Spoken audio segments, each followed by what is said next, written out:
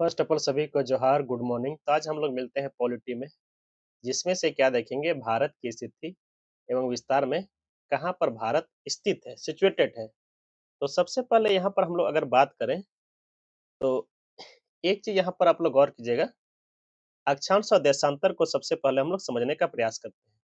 तो अक्षांश किसको कहा जाए? जो लेटी है, लेटी हुई रेखा उसको अक्षांश बोलते हैं, और जो खड़ी लाइनें हैं उसको देशांतर कहा जाता है। तो कुछ इस प्रकार से आपको अगर समतल पृष्ठ में फैलाएंगे तो कुछ इस प्रकार से लगेगा, जस्ट लाइक ऐसे आपको दिखेगा। ये क्या है? अक्षांश लाइनें हैं। तो इस प्रकार से यह इंग्लिश में लैटिट्यूड, जो लेटी रेखा होती है इसको लैटिट्यूड रेखा कहा जाता है। तो इस प्रकार से आपको अगर समतल पृष्ठ पे इसको फैलाएंगे तो कुछ इस प्रकार से आपको दिखेगा। और ये क्या है? देशांतर लाइनें हैं, खड़ी लाइनें जिसको बोलते हैं। यही ना पढ़ा रहे थे आप लोगों को पिछला क्लास, जो रेगुलर क्लास में है उनके लिए तो आसान है। तो ये क्या हो गया? देशांतर लाइनें हैं, कुछ इस प्रकार से आपको मिलेगा। ठीक, तो ये क्या है? आपका ईस्ट है, ईस्ट हो गया, इधर वेस्ट हो गया, इधर नॉर्थ हो गया, इधर साउथ हो गया। यहाँ से अगर 0 डिग्री शुरू करें, 0 डिग्री, तो 1 डिग्री, 2 डिग्री, इस प्रकार के यहाँ तक जाएगा 90 डिग्री तक। इधर भी 1 डिग्री, 2 डिग्री, और इस प्रकार से 90 डिग्री तक जाएगा। मान लीजिए यहाँ से हम लोग शुरू कर रहे हैं तो एक एक दो करके इसमें भी कहाँ तक जाएगा? 180 तक जाएगा ना। तो 1 डिग्री, 2 डिग्री, और इस प्रकार से 180 डिग्री तक। तो इधर भी इसी प्रकार से है, तो 180 डिग्री तक जाएगा। तो किसी भी क्षेत्र की स्थिति को जानने के लिए, अवस्थित कहाँ पर है उसको जानने के लिए क्या है? अक्षांश और देशांतर की जरूरत पड़ती है। तो यहाँ पर देखिए, मान लीजिए किसी पॉइंट में कहाँ पर अवस्थित है, तो देखिए यहाँ पर हम लोग कुछ, यहाँ पर हम लोग लेते हैं इस जगह को, ये बिंदु को। ये कौन सा बिंदु पर अवस्थित है? ये बिंदु जो है, तो देखिए ये खड़ी लाने बात करें तो ये क्या हो गया? 1 डिग्री क्या है? ये देशांतर है ना जी, 1 डिग्री।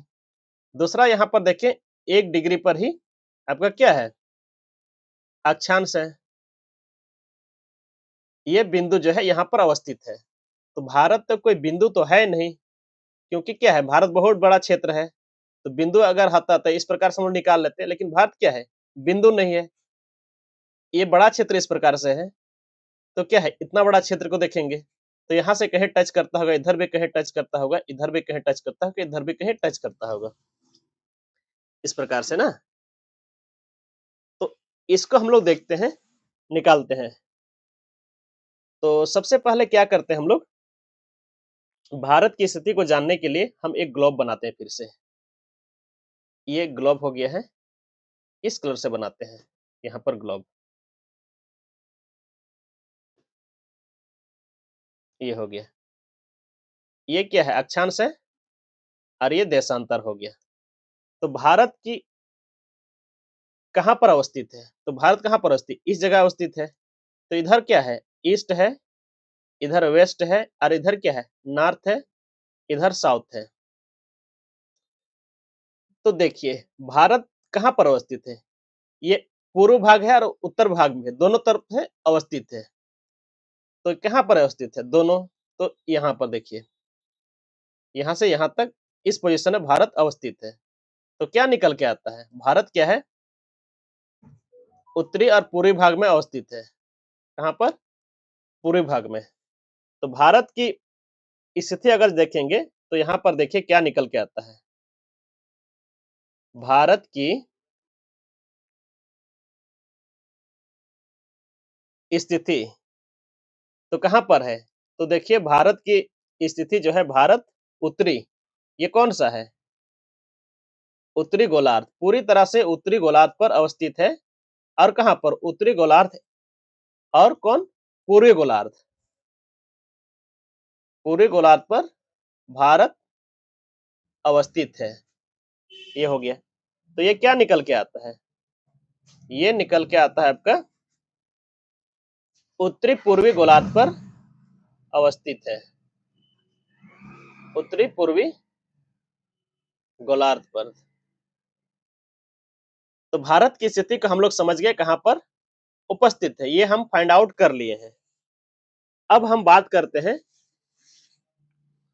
अक्षांश और देशांतरीय विस्तार को हम लोग देखेंगे कहाँ कहाँ पर।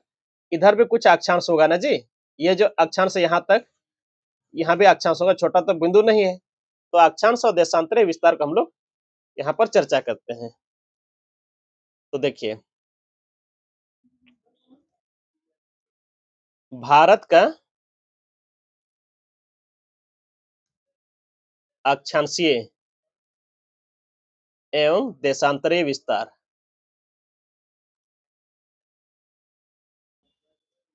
देशांतरीय विस्तार को देखिए, विस्तार को देखेंगे। अक्षांशीय का मतलब क्या होता है?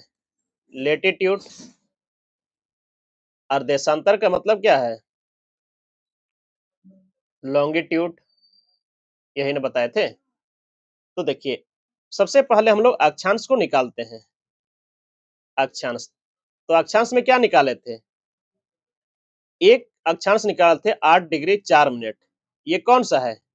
ये आपका भारत का मुख्य भूमि है। मुख्य भूमि कहाँ पर? कन्याकुमारी। यही ना है, कन्याकुमारी निकाले थे। दूसरा बिंदु हम लोग निकाले थे जो भारत का क्या है, दक्षिणतम बिंदु। भारत का कौन, दो हिस्सा बताए थे ना, एक भारत का मुख्य भूमि और जो ग्रेट निकोबार है वही भी तो भारत का हिस्सा है। तो उधर भी निकाले थे हम लोग। तो उसको क्या कहते हैं? भारत का क्या है, दक्षिणतम बिंदु। तो शायद ये चीजें नहीं बताए थे आप लोग को, तो यहाँ पर आप लोग नोट कर लीजिएगा। दूसरा क्या निकल के आता है दक्षिणतम बिंदु में? ये 6 डिग्री 45 मिनट। ये क्या है, भारत का दक्षिणतम बिंदु। तो यहाँ पर क्वेश्चन आपसे पूछा जा सकता है कि भारत का दक्षिणतम बिंदु कौन सा है? तो आप लोग ये 8 डिग्री 4 मिनट नहीं लगाइएगा। दक्षिणतम बिंदु मतलब जो द्वीप पर है वो सबसे नीचे है। देखिए 6 डिग्री 45 मिनट पर अवस्थित है। तो ये चीजें हो जाएगा। ये कहाँ पर है? ग्रेट निकोबार। ये ग्रेट निकोबार पर है, या इसको हम लोग क्या बोलते हैं, इंदिरा पॉइंट। ये हम लोग देख चुके थे। ये तो हो गया भारत का दक्षिण। अब हम लोग बात करेंगे भारत का उत्तर में। तो उत्तर में जो निकाला था हम लोग लद्दाख में, तो ये कितना निकल के आया था? ये निकल के आया था 37 डिग्री 6 मिनट। ये क्या है? नॉर्थ है। ये भी नॉर्थ ही है। भारत का अगर बात करें तो ये नॉर्थ हो गया, नॉर्थ। ये कहाँ है? इसका नाम है इंदिरा कॉल। और ये भारत का क्या है, उत्तरतम बिंदु है। उत्तरतम बिंदु ये निकल के आया था। तो अक्षांशीय विस्तार देखिए, दोनों को क्या है घटा करके क्या हम लोग निकालेंगे, अक्षांशीय विस्तार। अक्षांशीय विस्तार निकालने के क्या करना पड़ेगा हमको? यहाँ से घटाना पड़ेगा ना जी। मान लीजिए कुछ इस प्रकार का भारत का कुछ मैप इस प्रकार से है। एक छोटा मैप बना देते हैं यहाँ पर। ये हो गया। तो इधर भी और इधर भी, इधर निकाल दिए, इधर निकाल तब ना बीच का निकालेंगे। तो कितना हो गया? 37 डिग्री 6 मिनट को कितना से घटा देंगे? 8 डिग्री 4 मिनट। तो ये कितना निकल के आ जाएगा? ये निकल के आएगा 29 डिग्री 2 मिनट। तो कह सकते हैं आप लोग 30 लाइनें। इसके बीच में कितने लाइनें आ रहा है? इस प्रकार से क्या है, 29 डिग्री तो 2 मिनट आ रहा है। तो लमसम अगर हम लोग बात करें लगभग, तो कितने लाइनें हो गए? ये 30 लाइन निकल के आती है। ये हो गया अक्षांशीय विस्तार। अब हम लोग बात करेंगे देशांतरीय विस्तार को हम लोग चर्चा करेंगे। तो सबसे पहले यहाँ पर देशांतर को लेते हैं। देशांतर, तो देशांतर में क्या निकाल रहे हैं? तो सबसे पहले हम लोग बात करें अगर इधर का, अरुणाचल प्रदेश। तो अरुणाचल प्रदेश में कितना निकल के आया था? 97 डिग्री 25 मिनट। ये क्या है? पूर्व भाग है। ये क्या है? देशांतर है। देशांतर कहाँ? अरुणाचल प्रदेश की बिथु जो जगह है, अरुणाचल प्रदेश। एक तो ये हो गया है। दूसरा निकाले थे आपका गुजरात में जो पूर्व का साइड है, ये कितना है आपका 68 डिग्री 7 मिनट, ये आपका पूर्व हो गया। ये देशांतर है, तो ये कहाँ पर है गुजरात में। सर क्रीक हो गया है, गोरमोता हो गया गुजरात, तो ये निकल के आ गया। तो इसका विस्तार देखिए यहाँ पर, देशांतरीय विस्तार को हम लोग देखते हैं। देशांतरीय विस्तार, तो देशांतरीय विस्तार निकालने के लिए क्या करना पड़ेगा, घटाना पड़ेगा। इधर भी ना टच हो रहा है, तो इसके बीच में लाइनें हैं, निकालेंगे तो कितना निकल के आता है 97 डिग्री 25 मिनट को घटा देंगे 68 डिग्री 7 मिनट, यही ना निकल के आ रहा है। तो ये आ जाएगा आपका 29 डिग्री 18 मिनट। तो लगभग कितने लाइन है, अगर हम लोग लमसम बात करें तो ये भी क्या है, इसके बीच में 30 लाइनें आ जा रही है ना, 30 लाइनें। तो कहने का मतलब इधर से भी क्या है 30 लाइनें लगभग आ रही है, और इधर से बात करें इधर से भी 30 लाइनें हैं। तो आकार किस प्रकार का होगा, तो यहाँ पर आकार देखिए, भारत का आकार, आकार तो दोनों तरफ लगभग लगभग बराबर है, तो किस प्रकार होगा, समचतुष्टकोणीय होगा, चतुष्टकोणीय भारत का आकार है। तो अगर हम लोग बात करें कितना कितना है, तो इसको हम लोग क्षेत्रफल निकालेंगे। तो देखिए दो देशांतरों के मध्य, दो पहले अक्षांश निकालते हैं, दो अक्षांशियों, जो अक्षांश, दो अक्षांश, अक्षांश के मध्य दूरी, दूरी कितनी होती है, तो दो अक्षांश की दूरी क्या है 111 होता है, 111 किलोमीटर है। और देशांतर, दो देशांतरों, दो देशांतर के मध्य दूरी, ये भी क्या है 111 किलोमीटर है। लेकिन इसमें क्या है, लेकिन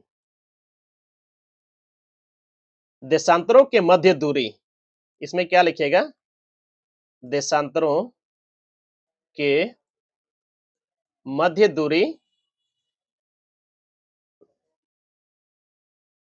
हर क्षेत्र में बराबर नहीं होती है।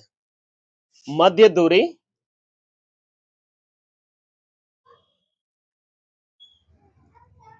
विषुवत रेखा पर, मध्य दूरी जो है विषुवत रेखा पर ज्यादा होती है, ज्यादा होती है जैसे जैसे, जैसे जैसे ध्रुवों की तरफ, ध्रुवों की तरफ जाने पर क्या होती है, दूरी कम होने लगती है, दूरी कम होती है, यही ना है। तो हम लोग क्षेत्रफल निकालेंगे, तो ये तो इतना देख लिए, थोड़ा सा हम लोग इधर हम लोग मिटाते हैं, तो ये इधर मिटा दें, इधर मिटा देते हैं ताकि क्या है कैलकुलेशन हो जाए। तो ये चीजें पिछला क्लास में आप लोग देख लिए हैं, तो यहाँ पर इसको हटाते हैं, ये हो गया। तो अगर हम बात करें उत्तर से, उत्तर से दक्षिण लंबाई, उत्तर से दक्षिण लंबाई अगर बात करें तो कैसे निकालेंगे, 111 किलोमीटर है, तो ये निकाले थे आपको 29 डिग्री 2 मिनट इंटू 111 किलोमीटर, तो ये कितना निकल के आ जाएगा कि 3214 किलोमीटर निकल के आ जाता है। अगर हम बात करें पूरब से पश्चिम लंबाई, तो ये कितना निकल के आता है 29 डिग्री 18 मिनट है, को इंटू करेंगे 111 किलोमीटर से, तो ये कितना निकल के आता है 2913 33 किलोमीटर। इसमें कम क्यों हो जा रहा है? क्योंकि हर जगह ये क्या है? देशांतर के बीच क्या है दूरी एक समान नहीं है, इसलिए क्या है कम हो जा रहा है। तो ये इतना निकल के आ जा रहा है। तो अगर हम लोग बात करें तो ये हो गया। तो इसमें अगर हम लोग घटा दें तो कितना का दूरी आ जाएगा? 281 किलोमीटर का क्या हो जाता है? अंतर हो जाता है। अंतर ये क्या है? दोनों का तो ये बहुत ज्यादा अंतर नहीं है, एक मामूली अंतर है। अगर क्षेत्रफल बात करें भारत का क्षेत्रफल, तो ये निकल के अगर हम लोग इंटू करेंगे क्षेत्रफल तो कितना निकल के आ जाएगा? ये आ जाएगा 32,87,263 वर्ग किलोमीटर। तो ये चीजें आप लोग याद रखिएगा। तो ये क्वेश्चन छोटा एग्जाम पूछा जाता है। तो इस प्रकार से क्या है आज की क्लास को हम लोग देखें। तो आज की क्लास को हम यहीं पर समाप्त करते हैं। तो मिलते हैं बेहतर क्लास में, तब तक आप लोग मस्त रहिए, स्वस्थ रहिए, एंजॉय करते रहिए। Thanks and have a nice day.